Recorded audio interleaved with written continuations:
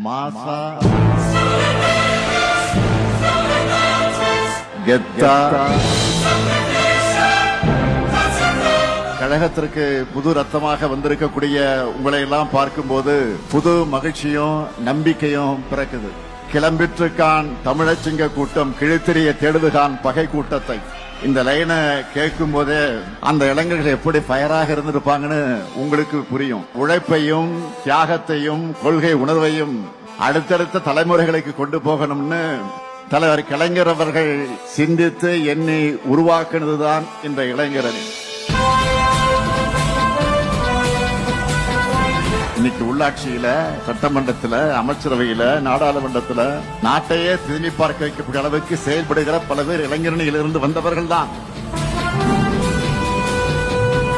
நாளைக்கு உங்களிலிருந்து பலரும் இந்த இடத்திற்கு வரணும்.